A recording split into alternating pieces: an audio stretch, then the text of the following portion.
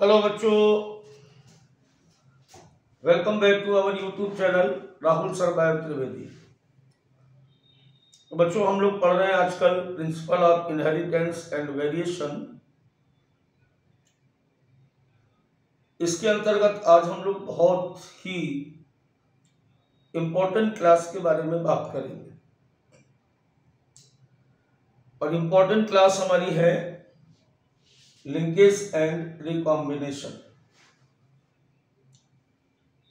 Drosophila देख के जान ही गए होंगे कि आज इसके बारे में हम लोग वो क्रॉस पढ़ेंगे जो एनसीईआरटी में बने हुए हैं। बच्चों, एक बात ध्यान रखना, इस टॉपिक में अगर जरा सा भी मिसिंग करोगे तो कुछ समझ नहीं आएगा, और अगर ईमानदारी दिखाओगे तो 100% समझ में आएगा। नीट के लिए इम्पोर्टेंट या बोर्ड के लिए अगर बात की जाए तो ये 5 स्टार रेटिंग वाला टॉपिक है। तो चलिए बात शुरू करते हैं आज की। सबसे पहले हम लोग बात करेंगे कि लिंकेज और रिकॉम्बिनेशन कहते किसे। इसके बाद इसके बेस्ट एग्जाम्पल्स के द्वारा आपको समझाने की कोशिश की जाएगी। तो सबसे पहले यहां पर आप देख रहे हो कि लिंकेज या संलग्नता किसे कहते हैं। लिंकेज का मतलब है बेटा the physical association of gene on same chromosome called linkage. किसी एक क्रोमोसोम पर उपस्थित जीन और उनके बीच की दूरी को संलग्नता कहते हैं। किसी भी क्रोमोसोम पर एक अकेला जीन भी हो सकता है और एक से अधिक जीन भी हो सकते हैं। जैसे हम यहाँ पे देख रहे हैं कि एक ए जीन और एक बी जीन और एक सी जीन, यहाँ पर 3 प्रकार के जीन पाए जा रहे हैं। जो जीन जितना पास पास होगा वो जीन एक दूसरे से उतना संलग्न होगा, उतना लिंक करेगा। एक साधारण सी बात अगर की जाए आपसे तो distance between 2 gene on a chromosome बराबर लिंकेज।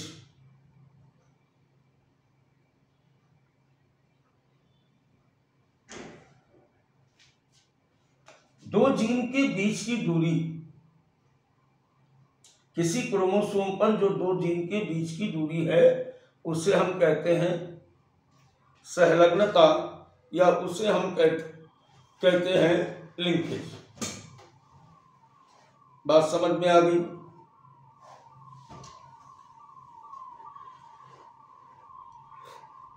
अब अगर इस डायग्राम को देखो तो जीन ए बी के साथ ज्यादा लिंक है, लेकिन बी सी के साथ उससे कम लिंक है। ए और सी के बीच सबसे ज्यादा दूरी है, तो ए और सी सबसे कम संलग्न है। ए और बी ज्यादा संलग्न है, बी और सी उससे कम संलग्न है। क्लियर हो गई कि लिंकेज किसे कहते हैं। अब अगर हम बात करें यहां पर रिकॉम्बिनेशन किसे कहते हैं। रिकॉम्बिनेशन की अगर बात की जाए तो जनरेशन ऑफ नॉन पेरेंटल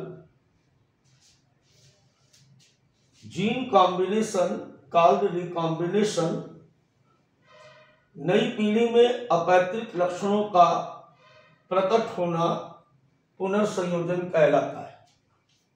इस बात का क्या मतलब समझे? इस बात का मतलब बिल्कुल साफ है बेटा। क्या मतलब साफ है इस बात का? इस बात का मतलब ये साफ है कि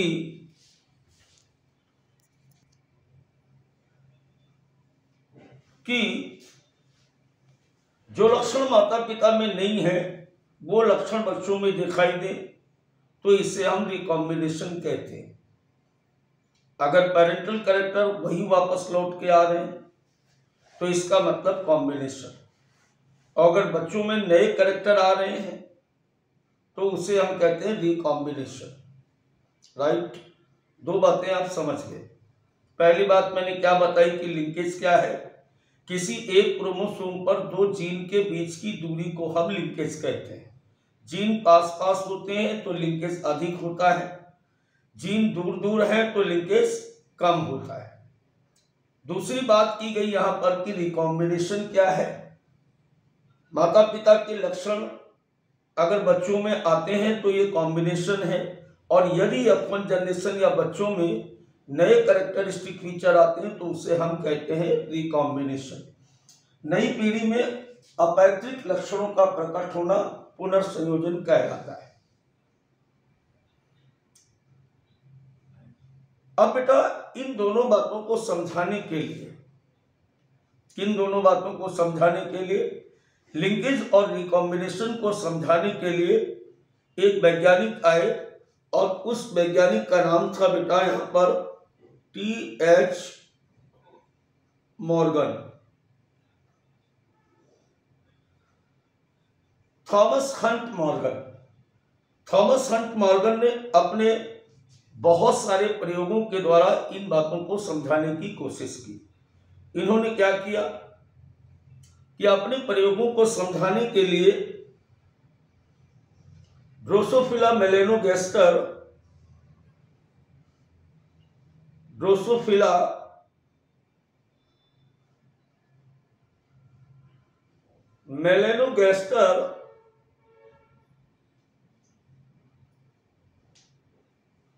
मक्खी के ऊपर अपने प्रयोग किए। इसे हम फल मक्खी, फ्रूट फ्लाई आदि नामों से जानते हैं। बात समझ में आई? लिंकेज और रिकॉम्बिनेशन को समझाने के लिए एक साइंटिस्ट थे जिस साइंटिस्ट का नाम है थॉमस हंट मॉर्गन। इन थॉमस हंट मॉर्गन ने ड्रोसोफिला मेलेनोगैस्टर पर अपने बहुत सारे एक्सपेरिमेंट करके इन बातों को प्रदर्शित किया, एक्सपेरिमेंटली प्रूफ किया। अब देखो सबसे पहली बात ये थी कि जैसे हम लोगों ने मेंडल के नियमों में एक बात समझी थी। क्या बात समझी थी हम लोगों ने? कि मेंडल ने मटर के पौधे को क्यों चुना। इसी प्रकार अभी हम बात करेंगे यहां पर कि reason for the selection of fruit fly by Morgan for this studies. Morgan ने अपने प्रयोगों के लिए फल मक्खी का क्यों प्रयोग किया? फल मक्खी में ऐसी क्या बात थी? इसका रीजन नंबर फर्स्ट है, they could grow on simple synthetic medium in the laboratory. दूसरा है, they complete their life cycle in about 2 weeks. तीसरा है, a single mating could produce a large number of progeny. अगला है, there was a clear differentiation of the sex, the male and female. Fruit flies show many types of hereditary variation that could be seen with low power microscope. इन reasons के कारण, एक बार जरा बेटा इसको हिंदी में भी देख ले।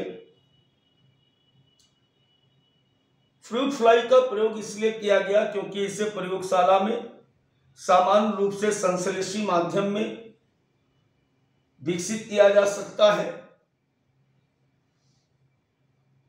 तो कहीं भी इसे पाला जा सकता था, इसलिए हमारे एक्सपेरिमेंट में आसानी होगी।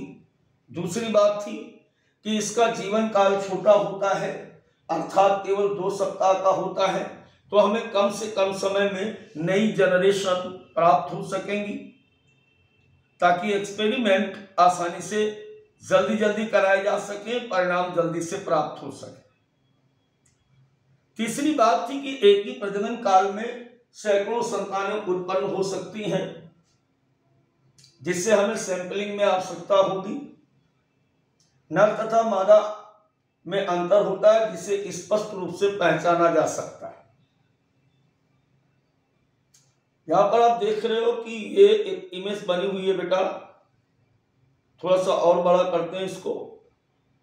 इस तरीके से देखो ये इमेज बनी हुई है यहाँ पर कि नर और मादा को बड़ी आसानी से हम पहचान सकते हैं। मेल छोटा होता है और फीमेल लार्जर होती है। फीमेल कैसी है? फीमेल लार्ज है और मेल कैसा है? स्मॉल है। इसका कारण है कि फीमेल में ओविपोस्टर होता है, जिसके कारण मादा बड़ी दिखाई देती है और नर छोटा दिखाई देता है। तो आसानी से इनको सेक्स के आधार पर डिस्टिंग्विश किया जा सकता है।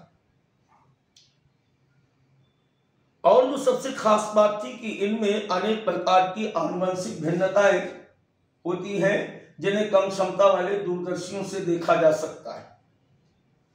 तो बहुत ज्यादा यहाँ पर परेशानी नहीं होने वाली थी और उस परेशानी की वजह से हम इसे आसानी से यहाँ पर बेटा इसको एक्सपेरिमेंट के रूप में सेलेक्ट कर सकते थे।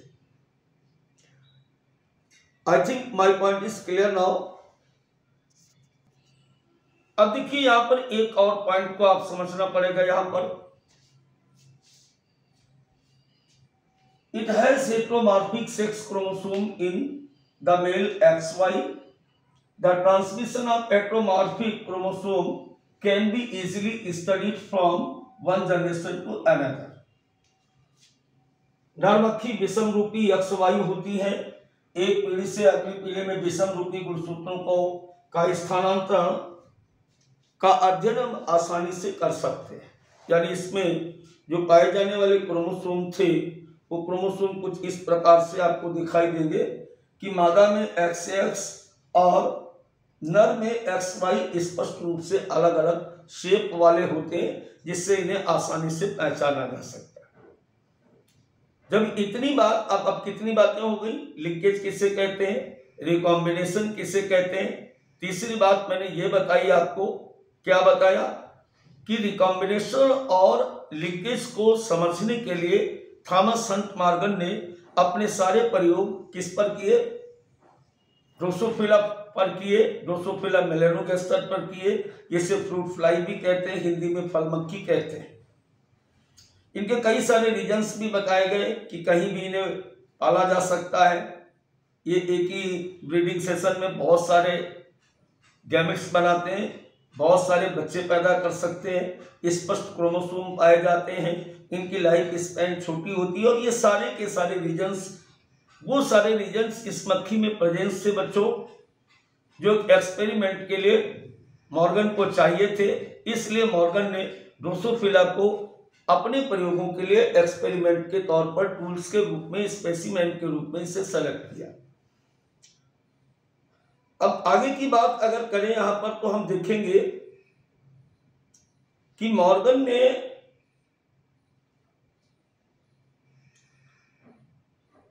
अपने डाईहैब्रिड क्रॉस को कंडक्ट करने के लिए इस ड्रोसोफिला मक्खी में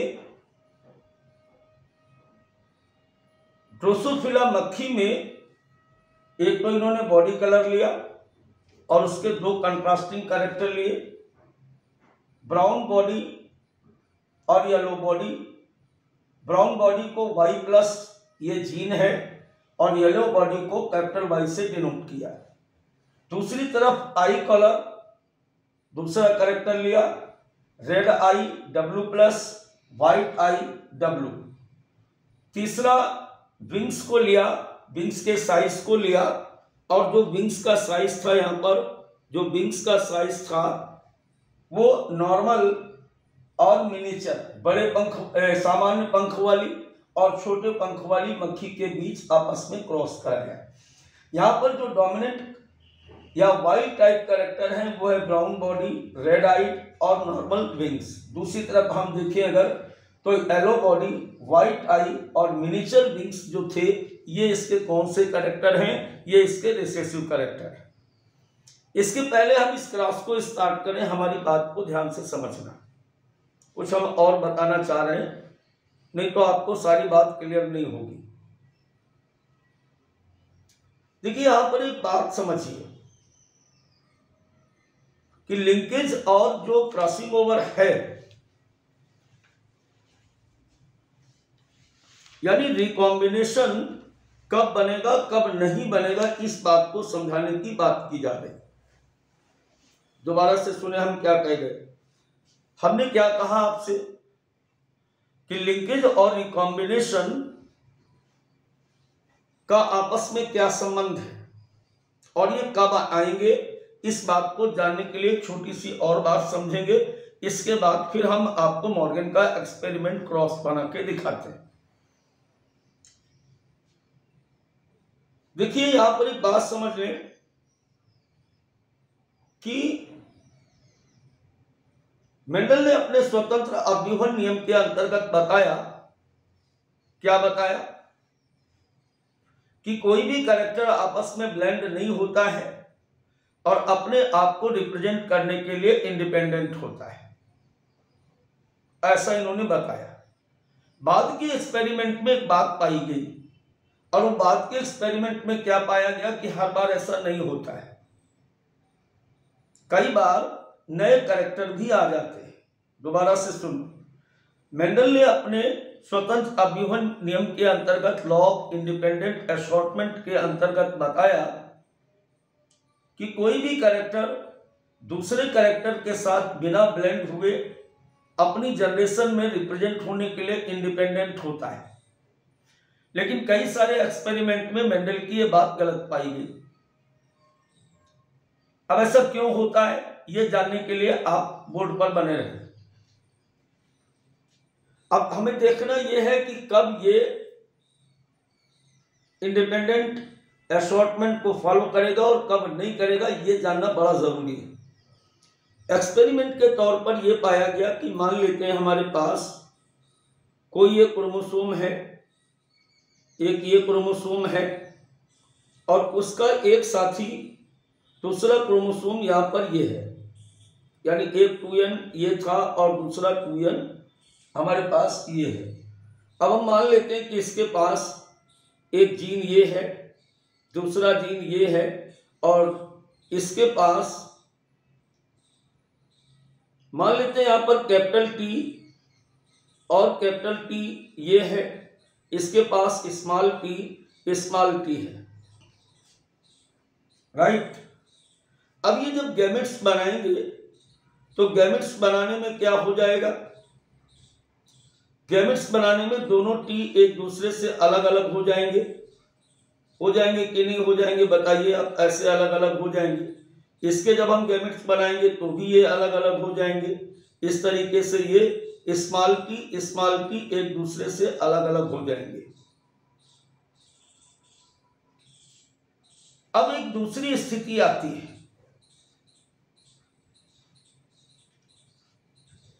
दूसरी स्थिति क्या आती है कि मान लीजिए कोई क्रोमोसोम ये है और उसका एक साथी ये है, दूसरा क्रोमोसोम इसके साथ ये है और इसके साथ ये है। अब मान लेते हैं कि इसके पास एक जीन कैपिटल T, दूसरा जीन इसके पास कैपिटल, यहां पर मान लेते हैं कि यहां पर कैपिटल R, यहां पर कैपिटल Y, यहां पर हम मान लेते हैं कि कैपिटल R कैपिटल Y, यहां पर हम मान लेते हैं कि स्मॉल r, यहां पर हम मान लेते हैं स्मॉल r और यहां पर हम मान लेते हैं कि स्मॉल y और यहां पर हम मान लेते हैं कि स्मॉल y है, राइट। यहां पर क्या था कि जीन अलग अलग क्रोमोसोम पर था और यहां पर दो जीन एक साथ हैं। यहां पर हम देख रहे हैं कि दो जीन एक साथ लिंक है। तो पूरी बात का मतलब ये निकाला गया एक्सपेरिमेंट में कि जब जीन अलग अलग क्रोमोसोम पर होंगे, यानी कंडीशन नंबर ए, जब जीन अलग अलग क्रोमोसोम पर होंगे तो ये लॉ ऑफ independent assortment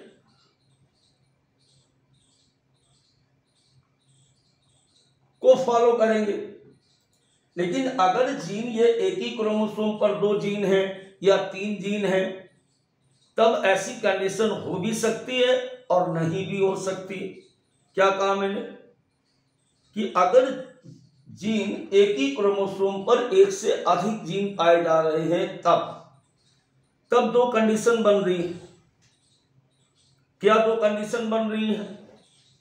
पहली कंडीशन ये बन रही है कि पेरेंटल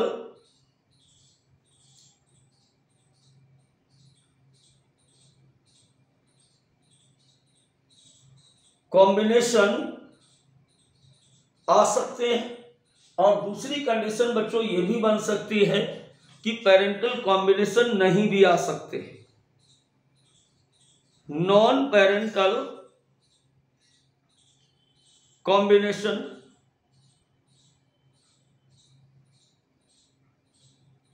फिर से पूरी बात को समझो। मैं क्या कह रहा हूं कि according to Mendel's law of independent assortment, the gene controlling different character get assorted independent to each other. It is correct if the gene are present on 2 different chromosomes, but if these genes present on same chromosome, they may or may not show independent assortment. Clear हुआ? अगर gene अलग अलग chromosome पर स्थित है, जैसे capital T और small t अलग अलग क्रोमोसोम पर है, तो 100% लॉ ऑफ इंडिपेंडेंट असॉर्टमेंट का पालन होगा। लेकिन कंडीशन नंबर दो क्या कह रही है हमारी? कंडीशन नंबर 2 हमारी ये कह रही है कि यदि जीन एक ही क्रोमोसोम पर एक से अधिक जीन पाए जा रहे हैं, तो पेरेंटल कॉम्बिनेशन यानी पैतृक लक्षण भी आ सकते हैं या पैतृक लक्षण नहीं आ सकते। अब ऐसा कब हो सकता है? चलिए देखते हैं ऐसा कब हो सकता है। इसके लिए एक बात और यहां पर समझो। If crossing over take place, अगर इन क्रोमोसोम्स के बीच क्रॉसिंग ओवर होती है तो क्या हो जाएगा? तो क्रॉसिंग ओवर होने पर सो नॉन पेरेंटल कॉम्बिनेशन,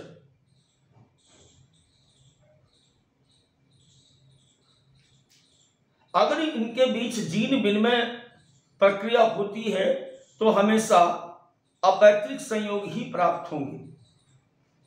और इसका दूसरा पॉइंट यहां पर देखेंगे, अगर दूसरे पॉइंट की अगर बात करें बेटा यहां पर हम कि if crossing over not take place, अगर इनके बीच क्रॉसिंग ओवर नहीं होती है तो क्रॉसिंग ओवर नहीं होने पर क्या हो जाएगा? ऑलवेज सो पेरेंटल कॉम्बिनेशन, तो ये हमेशा पैतृक लक्षणों का प्रदर्शन ही करेंगे। अब देखिए यहां पर बात यह आ गई फिर से कि ये क्रॉसिंग ओवर क्या है। हालांकि कई बार आप पहले भी पढ़ चुके होते हो क्रॉसिंग ओवर, लेकिन फिर भी देखिए क्रॉसिंग ओवर क्या है। फिर हम वही लेते हैं कि जैसे यहां पर एक क्रोमोसोम लिया हमने, एक ये क्रोमोसोम और ले लिया, ऐसे ले लिया। यहां पर हम मान लेते हैं कि जीन है कैपिटल आर, यहां पर हमने ले लिया कैपिटल वाई। दूसरा एक और डिप्लॉयड लेते हैं, तो यहां पर हम मान लेते हैं स्मॉल आर, यहां पर हमने मान लिया स्मॉल वाई, राइट। अब देखो अगर क्रॉसिंग ओवर होता है तो क्या होता है। क्रॉसिंग ओवर में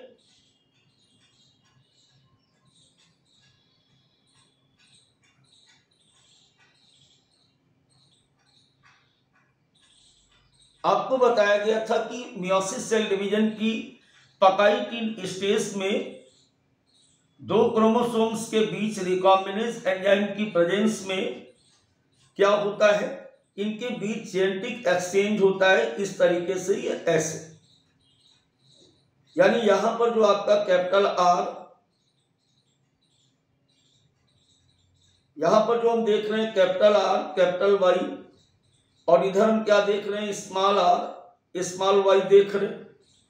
क्रॉसिंग ओवर के बाद का सीन क्या हो जाएगा, क्रॉसिंग ओवर के बाद का सीन हो जाएगा इस तरीके से, ऐसे।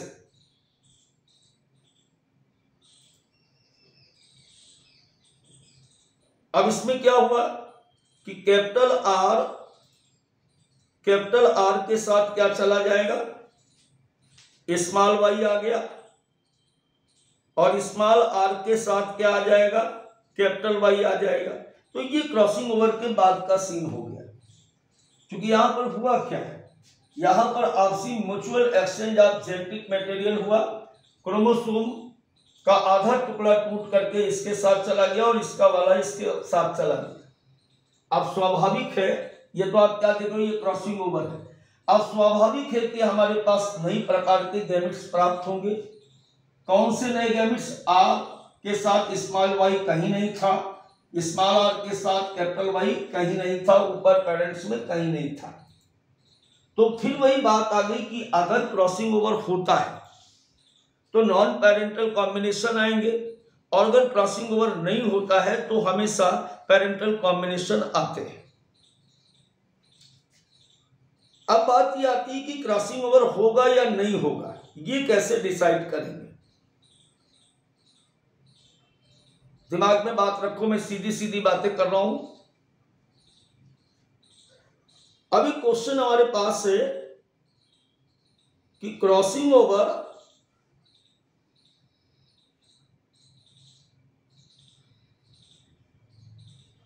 कंप्लीटेड और नॉट, गैमेटोजेनेसिस के दौरान क्रॉसिंग ओवर होगा या नहीं होगा। It's depend on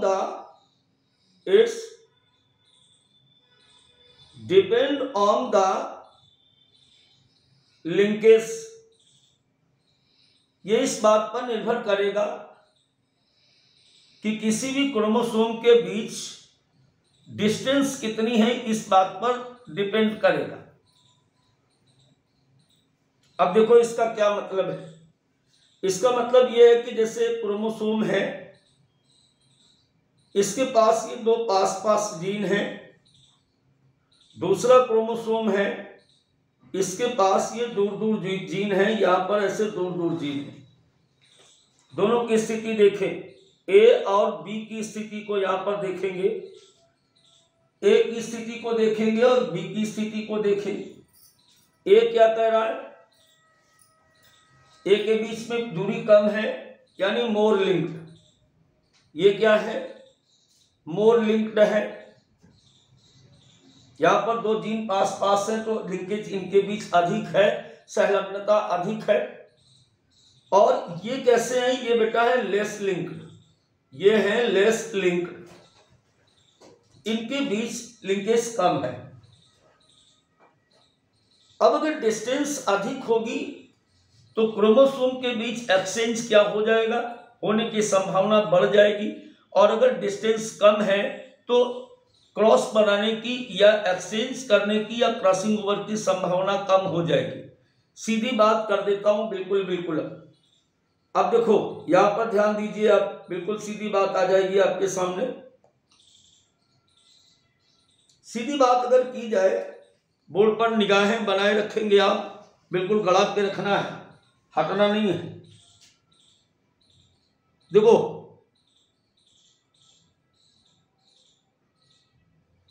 more linkage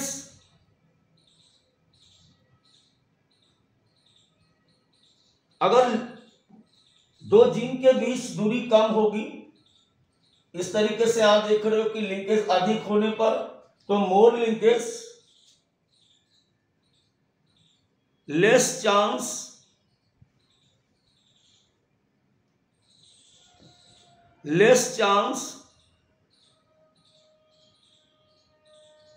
of crossing over,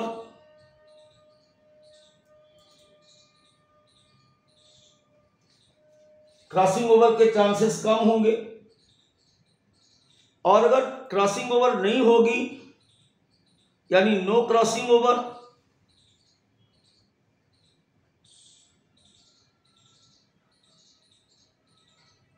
तो क्या हो जाएगा, नो रिकॉम्बिनेशन।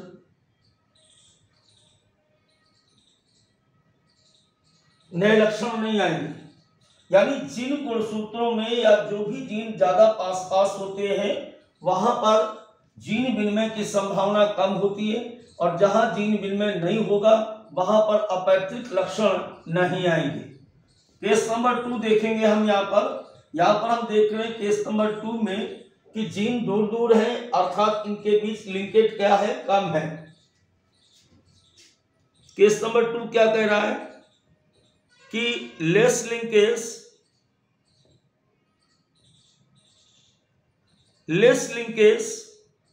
अब लेस लिंकेज क्या होगा, more chance of crossing over, crossing over के चांसेस क्या हो जाएंगे, अधिक हो जाएंगे। क्रॉसिंग ओवर के चांसेस बढ़ने पर क्या हो जाएगा, यानी मोर क्रॉसिंग ओवर या केवल क्रॉसिंग ओवर टेक प्लेस। अगर क्रॉसिंग ओवर होगा अगर तो रिकॉम्बिनेशन होगा, रिकॉम्बिनेशन प्रेजेंट। इतनी सारी बातें बिल्कुल डायरेक्ट हमने आपको बता दी। एक बार दोबारा देखो, यदि किसी क्रोमोसोम पर जीन पास पास होते हैं यानी लिंक्ड होते हैं, लिंकेज अधिक होगा तो क्रॉसिंग ओवर कम होगा, और क्रॉसिंग ओवर नहीं होगा तो नए लक्षण नहीं आएंगे। दूसरी बात, जीन दूर दूर होंगे तो लिंकेज कम होगा, अगर लिंकेज कम होगा तो क्रॉसिंग ओवर अधिक होगा, क्रॉसिंग ओवर अधिक होगा तो हमेशा रिकॉम्बिनेंट कैरेक्टर प्रेजेंस हो जाएंगे, नए लक्षण प्रकट हो जाएंगे। अब इस बात को जानने के लिए वापस चलते हैं वहां पर जहां से हमने आपको यहाँ पे लेके आए थे। इस बात को बच्चों जानने के लिए टी.एच. मॉर्गन ने कि कौन सा जीन दूर है और कौन सा जीन पास है, कौन सा जीन लिंक करेगा, कौन सा नहीं करेगा, कौन सा ज्यादा लिंकेज करेगा, कौन सा कम लिंकेज करेगा, इस बात को जानने के लिए मेंडल ने क्या किया कि ड्रोसोफिला मक्खी पर अपने एक्सपेरिमेंट किए, और ड्रोसोफिला मक्खी पर इन्होंने दो प्रकार के क्रॉस किए। पहले प्रकार के क्रॉस में इन्होंने क्या किया कि एक येलो व्हाइट कलर की मादा मक्खी जो कि आपके सामने दिख रही है, इसका शरीर कैसा है, पीला है और आंखें सफेद है, तो पीली सफेद मक्खी मादा मक्खी ली, इसका क्रॉस कराया व्हाइट टाइप का, मतलब लाल आंख वाले और भूरे शरीर वाले नर के साथ क्रॉस कराया गया। अब कोई इस एक्सपेरिमेंट से हम शो क्या करने जा रहे हैं, इस एक्सपेरिमेंट से हम ये शो करने जा रहे हैं कि हमने जो 3 जीन लिए हैं, 3 जीन आप जानते हो ना कौन कौन से लिए हमने लिए हैं बॉडी कलर, आई कलर और विंग्स। इनमें से कौन सा जीन ज्यादा पास पास है और कौन सा जीन दूर दूर है, यानी कौन ज्यादा लिंकेज को शो कर रहा है, कौन कम लिंकेज को शो कर रहा है। इस बात को बताने के लिए थॉमस हंट मॉर्गन ने अपने एक्सपेरिमेंट ड्रोसोफिला पर किए और पहला 2 एक्सपेरिमेंट किए। क्रॉस ए में इन्होंने क्या किया है कि एक येलो व्हाइट मादा मक्खी का क्रॉस एक व्हाइट टाइप के नर के साथ कराया। अब देखो क्या आ रहा है, इसमें आ क्या रहा है, देखिए ध्यान से। तो यहां पर अगर इसको हम ऐसे क्रॉस कराते हैं तो हमारे पास इस प्रकार से यहाँ पर एक मक्खी ये आ जाएगी बेटा। दूसरा इसका क्रॉस अगर हम कराते हैं इसके साथ तो यहाँ पर हमारे पास ये आ जाएगा, और दूसरा हमारे पास जो है ये आ जाएगा इस तरीके से, ऐसे। तीसरा क्रॉस अगर हम कराते हैं यहाँ पर इस तरीके से तो हमारे पास ये कैरेक्टरिस्टिक फीचर आ रहे हैं।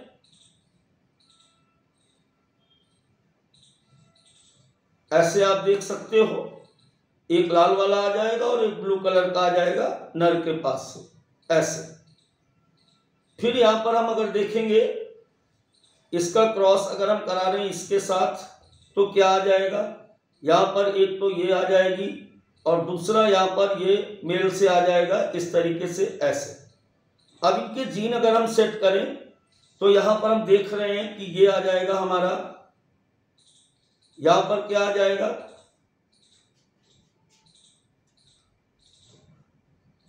ये है हमारा W+ और ये है Y+।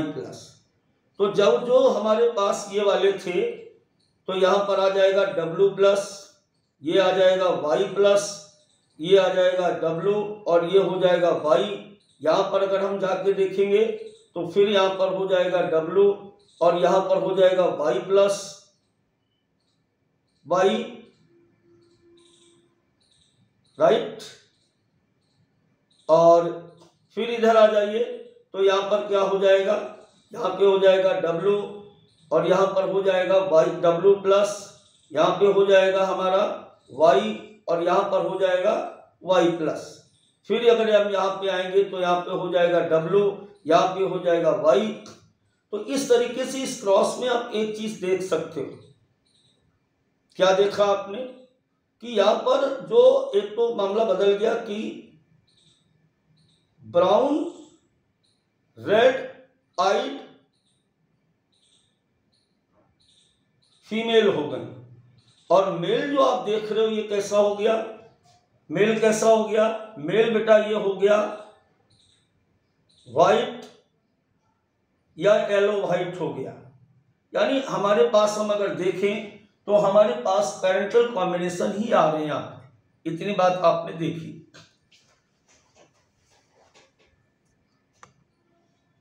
तो आप देख सकते हो यहाँ पर बेटा कि हमारे पास ब्राउन रेड आइड और येलो व्हाइट कलर की मक्खियां आ गई। कब, जब हमने येलो व्हाइट, दोबारा से एक बार फिर से देख लें कि हमारे पास पेरेंट्स दो है, एक येलो व्हाइट कलर की मादा है और व्हाइट टाइप का मेल है जिसकी शरीर भूरा है और आंखें लाल है। इनके बीच जब हमने क्रॉस कराया तो क्रॉस कराने पर यह पाया गया, अभी क्रॉस करा के मैंने आपके सामने दिखाया कि सारी की सारी जो फीमेल थी वो भूरी और लाल आंख वाली हो गई, और जितने भी नर थे वो सारे के सारे माता पे चले गए और जो बच्चियां आई वो सब पिता पर चले गए। यानी क्रिस क्रॉस को यहाँ पर शो किया गया। अब अगर इन F1 के बीच हम दोबारा F2 प्राप्त करने के लिए आपस में क्रॉस कराते हैं, F1 में हमें ये मिला, यहाँ पर हम देख रहे हैं रेड आई ब्राउन कलर, और ये हमारा व्हाइट और रेड व्हाइट आई और येलो कलर है। चलो लिख देते हैं यहाँ पे। इस बार की क्रॉस में F1 में जो फीमेल है वो फीमेल कैसी है, एक तो ब्राउन है और दूसरी कैसी है, रेड आइड है। और जो मेल हम यहाँ पे ले रहे हैं वो मेल कैसे हैं, ये व्हाइट आइड और येलो बॉडी कलर के थे। इनके बीच जैसे ही हमने आपस में क्रॉस कराया तो क्रॉस कराने पर आप देख सकते हो कि यहाँ पर फिर से येलो व्हाइट कलर की फीमेल्स आ गई और रेड कलर के यानी व्हाइट टाइप के मेल आ गए। किसी भी प्रकार का कोई भी कॉम्बिनेशन नया नहीं आया, वही सेम पेरेंटल कॉम्बिनेशन यहाँ पर अकर्स हो गए। सारे के सारे पेरेंटल कॉम्बिनेशन यहाँ पर जैसे ये हम पेरेंट्स लेके चले थे वही चीज यहाँ पर फिर से हमें दिखाई दे रही है। अब पेरेंटल कॉम्बिनेशन कब आए, क्या बताया था मैंने, पेरेंटल कॉम्बिनेशन तब आएंगे बच्चों, कब आएंगे, जब इनके बीच क्रॉसिंग ओवर नहीं हुआ। लेकिन अगर इनके बीच क्रॉसिंग ओवर हो जाए तो क्या होगा, तो चलिए देखते हैं कि क्रॉसिंग ओवर के बाद इनमें क्या परिवर्तन आएंगे। अब देखिए यहां पर हम क्या देखना चाहेंगे, ये आपके पास यहां पर आप देख रहे हो ना, ये F1 में हमारे पास ये आया था, और पीछे चलो तो देख लो F1 में हमारे पास क्या आया था, ब्राउन और रेड आइड की फीमेल्स आई थी, और इनके बीच जब क्रॉसिंग ओवर नहीं हुआ, यहां पर हमने देखा नो क्रॉसिंग ओवर, और जब क्रॉसिंग ओवर इनके बीच नहीं हो रहा तो केवल पेरेंटल कॉम्बिनेशन ही रिप्रेजेंट हो रहे हैं। दूसरी तरफ अगर हम देखेंगे कि अगर क्रॉसिंग ओवर होता है तो क्या होगा। अब क्रॉसिंग ओवर में क्या हो रहा है, मैंने कहा था कि इसके बीच हेरिडिटी रिकॉम्बिनेशन होता है, जेनेटिक एक्सचेंज होता है पैकाइटिन स्टेज में। आप देख रहे हो यहाँ पर क्रॉसिंग ओवर में क्या हो रहा है कि ये वाला जो है ये इसके साथ और ये वाला इसके साथ एक्सचेंज कर रहा है। हमारे पास नया मक्खी जो आ गया वो इस तरीके की है। अब इस नया मक्खी की ये कैसी है, इस मक्खी का सारा सीन ही अलग हो गया। देखो W+ है तो इसलिए ये रेड आइड हो गई, और Y+ होने की वजह से ये आपको दिख रही है, कैसी दिख रही है आपको, ये आपको दिख रही है ब्राउन कलर की। तो ऊपर से तो कुछ समझ नहीं आया आपको, लेकिन ये जब गैमेट्स बनाएगी तो सेपरेट हो जाएंगे। चलिए देखिए कैसे हो जाएंगे ये। अब अगर आगे देखें इसको हम कि इस मक्खी का क्रॉस जो हमारे पास है, यानी अब थोड़ा जल्दी जल्दी कर लेते हैं, WY+ और यहां पर एक है हमारे पास W+ और यहां पर है Y, इस तरीके से इसका क्रॉस अब हम करा देते हैं।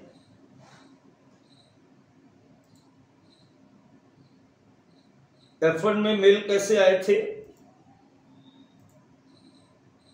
F1 में मेल कैसे आए थे, अब तुम तो बता नहीं पाओगे यार, उतनी दूर से मुझे देखना पड़ेगा। F1 में मेल जो आए थे वो आए थे येलो और व्हाइट टाइप के। तो येलो व्हाइट ले लेते हैं, येलो व्हाइट के साथ जब क्रॉस कराएंगे हम यहाँ पर, तो ये हमारा हो गया ऐसे, ये और ये हमारा हो गया येलो व्हाइट। अब इनके बीच क्रॉस कराओ, तो जैसे ही क्रॉस कराओगे तो क्या आ जाएगा, W और Y+, दूसरा क्या आ जाएगा यहाँ पर बेटा, आ जाएगा W और Y। फिर इसके साथ अगर हम क्रॉस कराएं तो क्या आ जाएगा, यहाँ पे आ जाएगा WY+ और इसकी प्लॉइडी को ये पूरा कर दिया।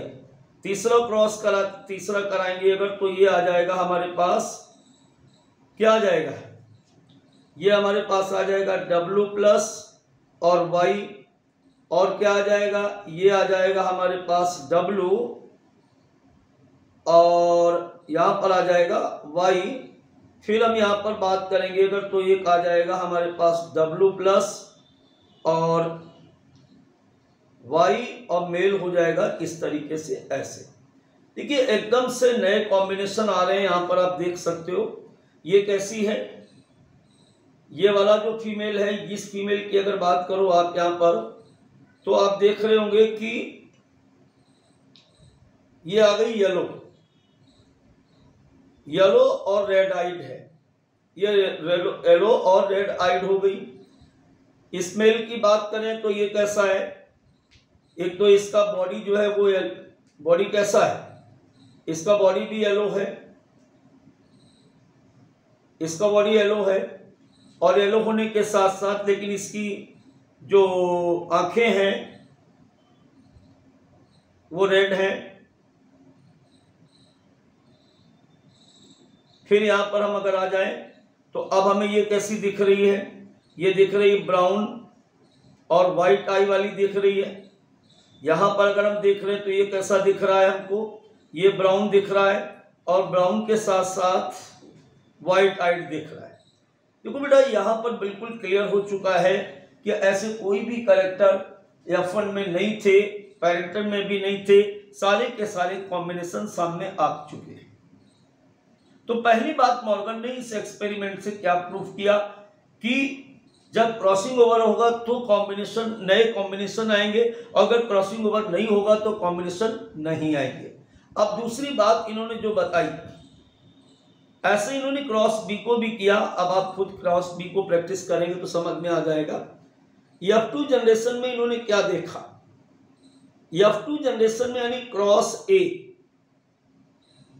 क्रॉस ए में इन्होंने पाया कि 98.7% पैरेंटल आए, ये पैरेंटल आ गए, और 1.3% यहां पर जो आए वो कैसे आए, वो रिकॉम्बिनेंट टाइप आए, रिकॉम्बिनेंट टाइप आए। ठीक है। F2 अब क्रॉस बी में देखो, क्रॉस बी में इन्होंने क्या देखा कि 62.8% जो थे वो पैरेंटल आए और 37.2% जो थे वो रिकॉम्बिनेंट आए। ठीक है। अब देखो एक बात समझो, यहां पर पहले क्रॉस में इन्होंने क्या लिया था, पहले क्रॉस में इन्होंने लिया था बॉडी कलर, और क्या लिया था बेटा, बॉडी कलर के साथ साथ इन्होंने क्रॉस कराया था आई कलर। दूसरे क्रॉस बी में इन्होंने क्या लिया था, क्रॉस बी में इन्होंने लिया था कि बॉडी कलर, आई कलर के साथ साथ इन्होंने लिया था विंग्स का साइज लिया था। तो विंग साइज में हम क्या देख रहे हैं, ऊपर वाले कैरेक्टर में हम देखें तो रिकॉम्बिनेशन का परसेंटेज कितना आया है, रिकॉम्बिनेशन का परसेंटेज आया 1.3%। नीचे वाले कैरेक्टर में अगर हम देखें तो 37.2% आ रहा है।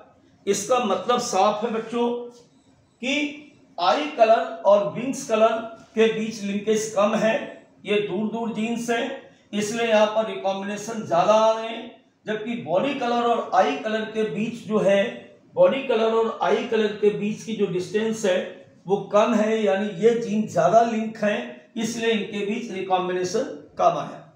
तो I think my point is clear now. अब तक आप पूरा बात समझ गए होंगे, सारी बातें मैंने स्पष्ट तौर पर यहाँ पर आपको समझा दी कि लिंकेज और रिकॉम्बिनेशन क्या होता है, ड्रोसोफिला के बारे में सारी बातें कर ली गई। तो बोर्ड अप टू नीट तक सारे क्वेश्चन यहाँ पर आपके बिल्कुल क्या हो गए, क्लियर हो चुके हैं।